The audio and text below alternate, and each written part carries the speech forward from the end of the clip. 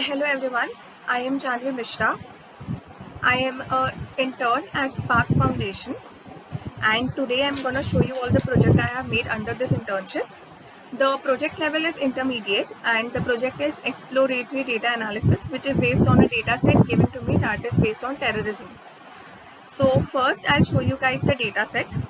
So this data set has around lakhs of details of all the events, all the terrorist events that has been happening in the year from 1972 to 2017, and this includes the event ID, the year it happened in, the month, the day. Then as you can see, it also covers the country, in which country it happened, in which region it happened, then in which city, its latitude, longitude. Everything is covered in this data set. Using this data set, we have created an analysis, which is what this whole project is about. So as you can see, I have shared my Jupyter notebook in which my file name is Terrorism Data Analysis, which is at internship at Sparks Foundation. And I have mentioned the link to my data set. When you click on the link, you can download this Excel sheet, which I just showed. So let's start. So at first I have installed some libraries which are very important for this project to work.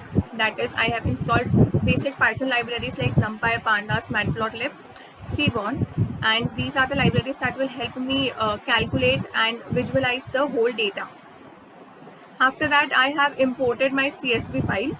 So this is the file that I mentioned about, the terrorism data, which is mentioned above in the link. So you just have to enter this file, and then I have named it as, once it is successfully imported, then you can just print successfully imported, and that is what is getting printed, and our data has been shown to us. So this is our data. So let's go down and clean this data a bit. So for now, we are going to check how many columns are present in our data, and we can see these many columns, but not all these columns are important to us. So we will now try to filter the columns. So first, we have just imported the data and we are seeing all the columns and all the things present there. Now we are going to start filtering the data. So now I am adding only these much columns which are important to me, and I am seeing, okay, these much columns are important, so let's just keep this into consideration from that big data. And then I am going to rename these data. We have renamed these data to simple words like I year becomes year, I month becomes month, basically naming it in a pattern which is easier to recall and which is easier to understand. That is what we are doing. We are just renaming the data, and as you can see, now the data has been renamed, all the columns have been renamed. So now when we check, we do df.head, we can see the renamed columns. After that, what we've done is we have actually calculated how many of these data have null values, and in that we have replaced the null values to 0. So wherever the data in killed, wherever there is a null value, we have replaced it to 0. In wounded, wherever there is a null value, we have replaced it to 0, and we have created a new column, that is casualty, which will have the data of killed plus wounded. And then now when you check the data, you can see there is another column created, that is casualty.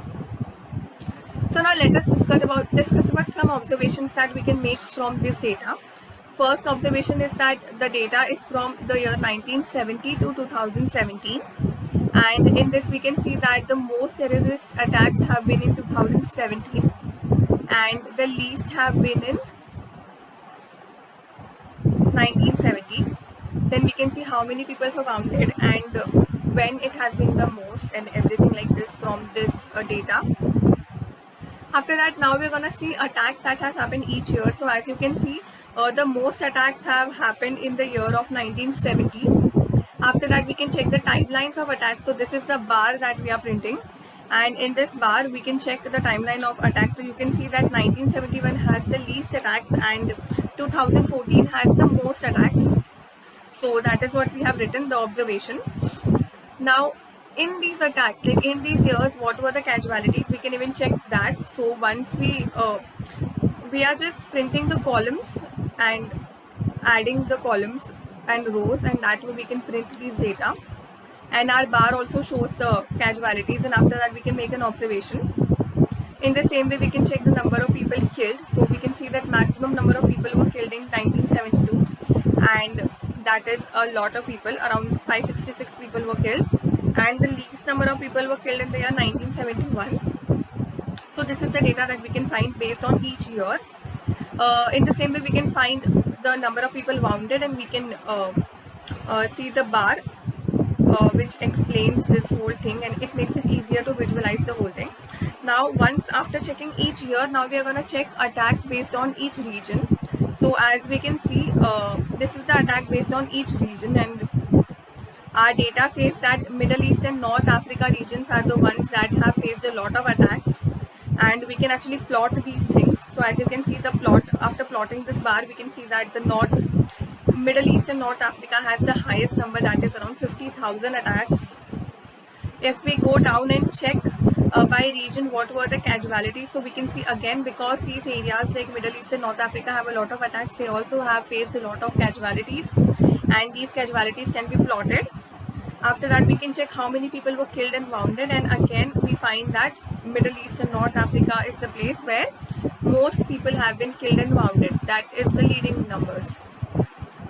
Now, after checking the attacks based on the region and attacks based on year, now we can check attacks based on each country. So we have done analysis on every particular aspect. So by doing this analysis, we can find that the most attacks based on each country is in Iraq. And in this Iraq, the casualty is above 2 lakhs, that is 2,13,279 casualties. And in the same way, we can check, we can just plot this so that it becomes easier to understand. And in the same way, we can see the most people have been killed and wounded in Iraq. So after plotting this, we can find this bar, and this time we have made it horizontally, the bar. Now, after checking it based on countries, based on regions, and based on year, we can check it city-wise. So if you check it city-wise, you can find that Baghdad is the city which has the most attacks and the most casualties. The most people get killed over there. So this is what the plot shows. Then comes the main part. Here is when we start analyzing the data a bit deeper, and we realize that okay, these all attacks are happening in these countries, in these cities, in these regions, in these years, but who does this attack? The terrorist groups.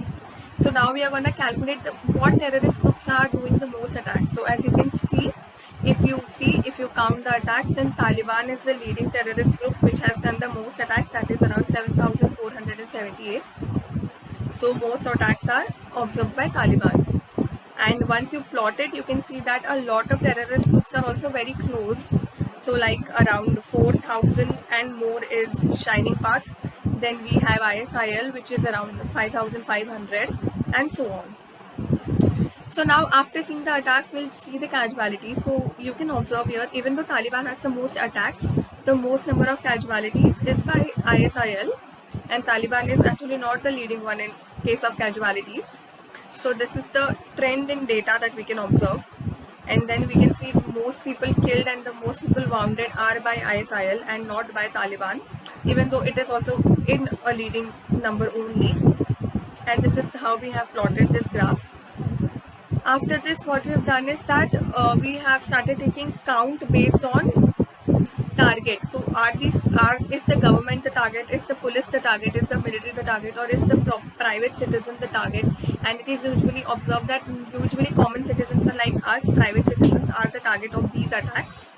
And in this also we can check the casualties. So the most casualties are seen by private citizens and property. They face the most casualties, and that can be they get killed or they get wounded the most. So as you can see, it's leading. And after that, we have just printed the bar.